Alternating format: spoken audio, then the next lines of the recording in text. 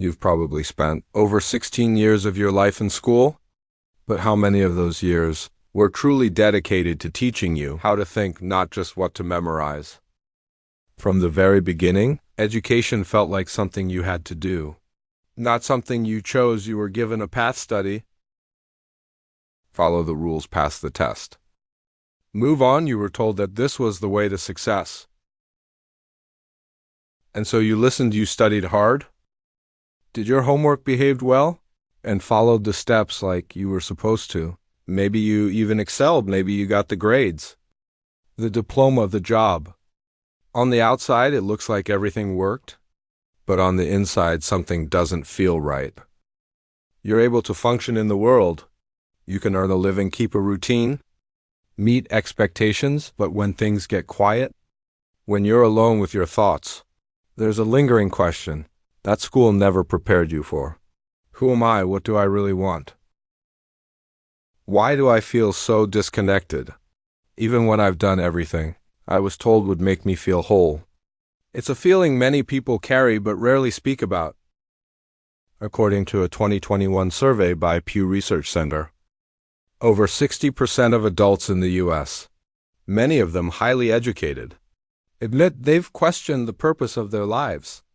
That number doesn't point to individual failure. It points to a deeper flaw in the system itself. Modern education was never designed to help you understand yourself. It was created to make you useful, to train you to serve a system, not to help you become a conscious, self-aware individual. And that's the part no one really talks about. Behind the lessons and exams, behind the diplomas and degrees, is a quiet blueprint to produce workers. Not thinkers to train obedience, not insight to reward repetition, not reflection you were taught to remember, not to understand to conform, not to question to meet expectations, not to explore your own inner world. The irony is, you may have become successful in the eyes of society, but feel like a stranger in your own life. You can fulfill roles, meet goals, carry responsibilities, yet feel emotionally underdeveloped, uncertain, or disconnected from your core self. Why? Because you were never taught to explore it. You were trained to function in the world, but not to make sense of it, not to ask the deeper questions, not to pause and listen inwardly, not to sit with discomfort long enough to uncover who you really are. And that's the cost of an education that focuses only on productivity and performance. It leaves you well equipped to play a role, but unequipped to know if that role is even yours. It teaches you how to succeed in the eyes of others, but never how to define success for yourself. And when the applause fades, when the checklist is complete, when the next step no longer feels obvious, the silence creeps in. That quiet voice you've ignored for years begins to whisper, is this really me? Is this what I wanted? Or is this just who I was told to become? This isn't just about school. It's about how education shaped your sense of self.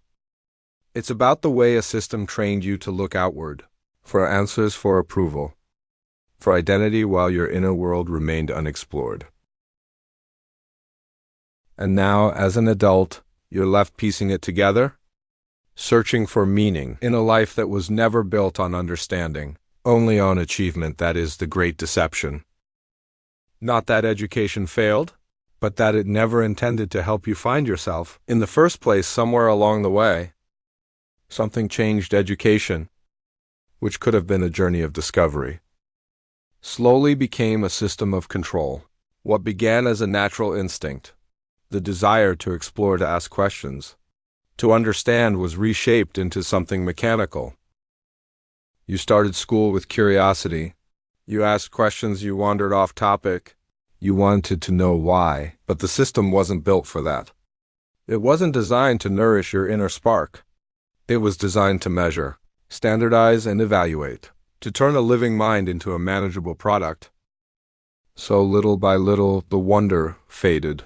You stopped asking why not because you lost interest, but because you learned that too many questions made you a problem. You remember being told you were disruptive for wanting to know more, that raising your hand too often was annoying, that asking questions outside the textbook meant you weren't on track, and over time you adjusted. You gave the answers they wanted. You memorized the right information. You stayed inside the lines. You learned that it was safer to follow than to challenge, easier to absorb than to explore. You began to associate learning with pressure, anxiety, and performance. You didn't read because you were curious. You read because you were tested. You didn't write to express. You wrote to fit a rubric. You stopped thinking to understand and started thinking to comply. And the more you adapted to the system, the more you lost touch with the part of you that once loved learning for its own sake. You learned to perform, not to pursue, to repeat, not to reflect, to pass exams, not to expand your mind. And the most dangerous part, you were praised for it. You were told you were a good student, not because you thought for yourself, but because you didn't make trouble. You followed instructions. You didn't question authority. You did exactly what was expected. But what does that really mean? If education rewards obedience over originality, what kind of intelligence is it really cultivating? Krishnamurti once said real education means awakening, the capacity to think for oneself. But thinking for yourself is not convenient. For a system built on conformity, independent minds challenge the script. They don't fit easily into standardized tests. They don't follow one-size-fits-all schedules. So instead of awakening thought, the system teaches imitation. Instead of nurturing questions, it drills answers. The result is a kind of quiet flattening of the human spirit, a slow erosion of what makes each person unique. The child who once asked bold questions becomes the adult who fears being wrong. The teenager who once challenged authority becomes the professional who never questions the company policy. The learner becomes the follower, and the system calls that success. But is it really success if it costs us our curiosity? Is it really growth if it numbs the desire to know, to explore, to create? When you look back, how much of your education was truly yours? How much of it felt alive, connected to your passions, your questions, your path? And how much of it was simply compliance, an endless loop of assignments, scores, and silent pressure? The tragedy isn't that we learned facts. It's that we stopped asking what they meant, that we were taught how to answer but not how to wonder, that the joy of discovery was replaced by the fear of getting it wrong. Education became less about igniting the mind and more about managing the output, less about awakening and more about obedience. And now, many of us carry that conditioning into adulthood, still afraid to ask too many questions, still waiting for permission, still measuring our worth by how well we perform, instead of how deeply we think. But maybe it's time to unlearn what was imposed? Maybe the first step to reclaiming our minds is not to learn more, but to remember what we once knew? That real education begins the moment we stop repeating and start thinking for ourselves. But to understand how we got here, how education shifted from exploration to obedience, we have to look deeper. This wasn't an accident. The structure of modern education didn't just appear one day. It was carefully built, shaped by the needs of a very specific kind of world, one that prioritized order, productivity, and control. The origins of the school system as we know it are not rooted in a desire to cultivate free thinkers. They are rooted in the industrial age, a time when governments and factories needed disciplined, predictable workers, not poets, not philosophers, not visionaries, but people who could follow instructions, meet quotas, and operate within rigid hierarchies. And so schools were modeled accordingly. Look closely and the parallels are striking. A bell rings to start the day. You sit in rows. You follow a schedule divided by subjects, just like shifts in a factory. You move from one task to the next on command. You are rewarded for compliance. You are penalized for deviation. Creativity becomes secondary. Conformity becomes sacred. Even Illich in Dischooling Society called it out plainly: school is the new church. Its dogma is conformity, and he was right. The system doesn't just teach information. It teaches belief, a belief in structure, in hierarchy, and the idea that success means following the rules set by someone else, that your worth is determined by how well you fit the mold, not how bravely you break it. This wasn't always the case. Learning in its purest form has always been about liberation, about opening the mind to possibilities, about challenging assumptions, not memorizing them. But when education became institutionalized, when it was tied to economies and state interests, it stopped being about growth and started being about management. Think about it. The classroom teaches more than just math or history. It teaches punctuality, obedience, deference to authority. It teaches you not just what to know, but how to behave, and the message is clear. Stay in line, don't question the system. Keep your head down and you'll be rewarded. And for a long time, that model worked for society. It created generations of workers who knew how to follow procedures, meet deadlines, and sustain the machinery of production. But what it didn't do was create people who knew how to live deeply, to think critically, or to define meaning on their own terms. The tragedy is that this system became invisible. We stopped seeing it as a design and started accepting it as the natural way of things. We forgot that education could be different, that it didn't have to feel like a slow erasure of individuality, that it wasn't meant to feel like a job you start at age 5 and retire from at 22. And so we grew up inside a structure that quietly trained us to seek permission, to wait for approval, to fear mistakes, to trust institutions more than our own intuition. It shaped our minds before we knew we had minds to shape. It told us what to value before we had the chance to decide for ourselves. And most of us never thought to question it, because questioning was never part of the lesson plan. This is the silent history of modern education. Not a path to self-discovery, but a program of social conditioning. Not a celebration of the human spirit, but a system of behavioral engineering. And until we recognize that, we'll keep mistaking training for wisdom, compliance for growth, and structure for truth. And what happens after we leave that system? After years of being trained to meet expectations, follow schedules, and succeed by external standards, what kind of adults do we become? Many of us walk into the real world carrying degrees, certificates, impressive resumes.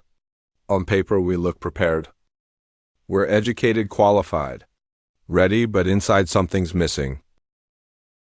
We know how to solve equations. WRIT reports manage deadlines, but when life throws something unexpected at us, something personal, messy, and deeply human, we freeze because nobody taught us how to navigate the storms. That don't come with instructions. No one showed us how to make decisions rooted in self-knowledge. No one prepared us to sit with uncertainty or to ask, what do I really want from this life? And so when the structure disappears, when we're no longer graded, no longer told what to do, we feel lost, disoriented, empty. It's a feeling more common than we think. You can have a stable job, a solid income, even recognition from others, but then something breaks. A divorce, a layoff, a death in the family, and suddenly, all those years of achievement feel like they didn't prepare you for anything that truly matters. You realize you were educated to perform, but never to reflect. Trained to succeed, but never to fail.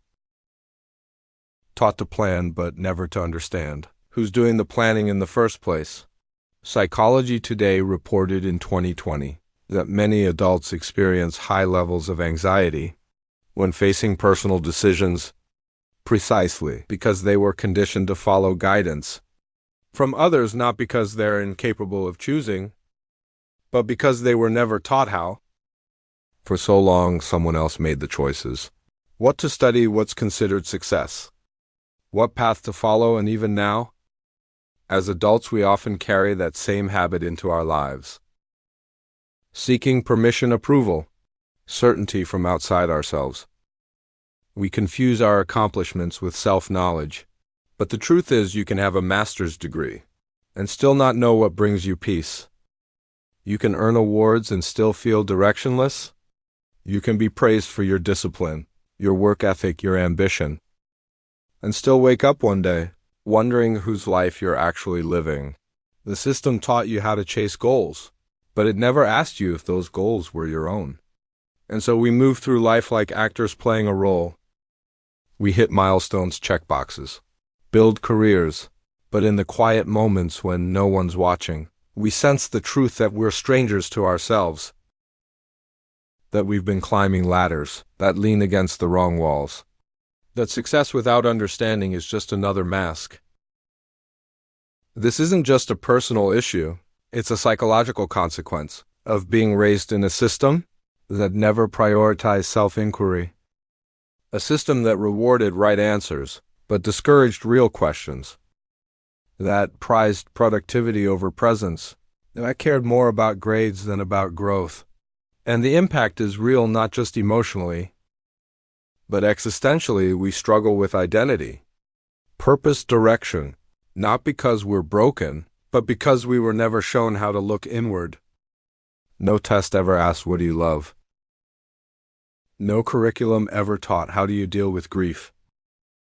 No school ever gave you credit for learning how to forgive yourself. But these are the lessons that shape us. These are the truths that anchor us when life gets hard, and without them we drift. Educated but unsure, accomplished but unfulfilled. This is the shadow side of modern education, not its failure to deliver knowledge, but its failure to guide us toward wisdom. Not its lack of structure, but its lack of soul, and unless we face that truth, we'll keep mistaking performance for purpose, and wonder silently why. We still feel so empty at some point. If you're lucky, or maybe if life pushes you hard enough, you begin to notice something unsettling. A quiet realization starts to take shape. That what you believe about yourself, about success, about what makes life meaningful, might not be entirely your own. It feels like waking up from a dream you didn't know you were having. Like looking at your life and realizing it's been shaped, not by conscious choice, but by unconscious programming. Because education didn't just teach you facts. It taught you how to think, or more accurately, what not to question. It handed you a script about what's valuable, what's respectable, what's acceptable, and over time that script became invisible. It became your inner voice, your default. The system didn't just train you to perform, it trained you to believe. And those beliefs run deeper than you realize. You may not remember the moment it happened, but you started to fear being too different. You learned to avoid standing out. You started measuring your worth by how well you fit in.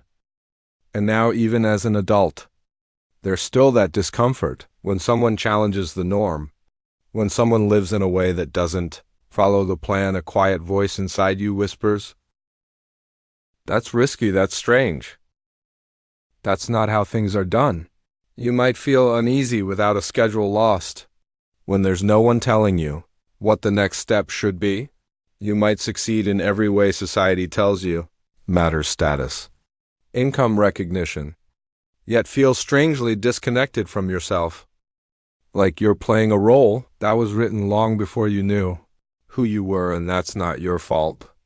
It's the result of years, decades of conditioning. Conditioning that equates obedience with intelligence, routine with safety, productivity with worth. We weren't just taught what to know, we were taught what to fear. We were taught to be suspicious of stillness, of uncertainty, of anything that didn't come with external validation. Krishnamurti once said, "It is no sign of intelligence to adapt to a deeply sick society." And yet adaptation is exactly what we were praised for. We were told that fitting in was a sign of maturity, that questioning the system was rebellion, that success meant aligning ourselves with values We never pause to examine, and in doing so, we learn to suppress the parts of us that didn't conform. The questions, the instincts, the creative impulses, but now the cracks are showing. You start to see the limits of the beliefs you've inherited. You notice how often your decisions are driven by fear of judgment, not by inner truth. How your self-worth fluctuates with productivity. How rest feels guilty. How saying "I don't know" feels like failure. These are not natural reactions. They're learned patterns, programmed responses to a system that rewarded control over curiosity and silence over self-expression. And the first step in breaking free isn't to change everything overnight. It's simply to notice, to question the unquestioned. To ask, where did this belief come from? Who benefits from it, and does it still serve me? Because until you recognize the programming, you're still living inside it, still operating within a framework designed not to help you thrive, but to keep you aligned with an outdated model of life. This is the beginning of awakening. Not a dramatic moment of rebellion, but a quiet return to yourself. A recognition that so many of the limits you live with aren't real, they were taught. That your discomfort with freedom isn't a flaw. It's a result of being trained to fear it. And once you see that, you can begin to unlearn, to rebuild, to remember who you were before you were told who to be. Once you begin to see the programming, something inside you shifts. You start to realize that the real work ahead isn't about fixing yourself, but about reclaiming yourself. Not becoming someone new, but remembering who you were before the world told you who to be. And that journey, though quiet, is nothing short of revolutionary, because now you don't just want to learn, you want to understand. You don't want to keep memorizing information you'll forget. You want to explore ideas that stir something inside you. You want to read not to pass an exam, but to feed your curiosity. You want to write not to meet a rubric, but to hear your own thoughts out loud, to make sense of the chaos within. You want to learn not to achieve, but to live more fully. This is the beginning of a different kind of education. One that doesn't start in a classroom, but in the questions you're finally willing to ask. Questions like, what do I actually believe? And more importantly, why do I believe it? Are these values truly mine? Or were they passed down unanswered through generations, institutions, and expectations? What kind of life feels true to me? Not just acceptable to others? And as you walk that path, slowly you begin to dismantle the invisible cage. You stop fearing the blank space in your calendar. You stop needing constant structure to feel secure. You stop defining your worth by productivity. You learn to sit with silence. You learn to tolerate the unknown. And in doing so, you create space for something deeper to emerge. Something that has been waiting for your attention all along, but this journey isn't just for you. It becomes something you pass on.